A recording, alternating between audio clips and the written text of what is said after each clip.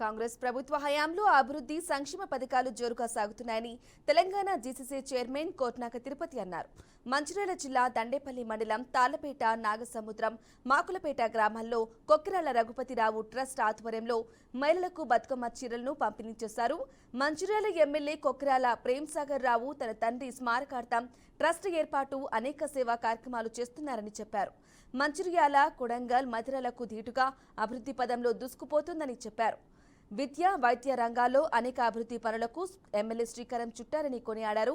సాంకేతిక కారణాలతో ఆగిన కొన్ని పథకాలు సైతం త్వరలోనే కాంగ్రెస్ ప్రభుత్వం ప్రారంభిస్తుందని చెప్పారు.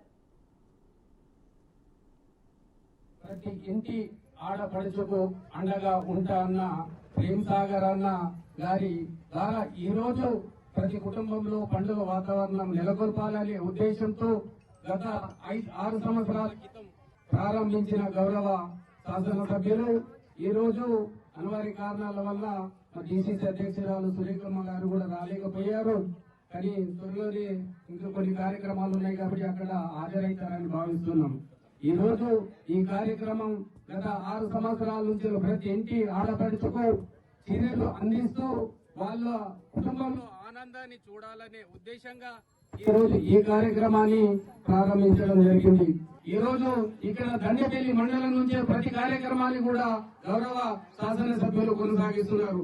ఇప్పుడే చెప్పారు రాజేంద్ర గారు, రాష్ట్రంలోని అత్యధిక ఎమ్మెల్యేలు తెచ్చిన బడ్జెట్ ఎక్కడ ఉన్నదంటే అది కేవలం మంచిర్యాల జిల్లాకే దక్కింది. ఇంటిగ్రేటెడ్ స్కూల్ దాదాపుగా 4000 మంది విద్యార్థులు చదువుకోవడానికి ఇక్కడ ప్రారంభం కాబోతుంది. మన నియోజకవర్గానికి తెచ్చిన ఘనత కూడా గౌరవ కొక్కిరాల ప్రేమ్సాగర్ రావు గారికి దక్కింది.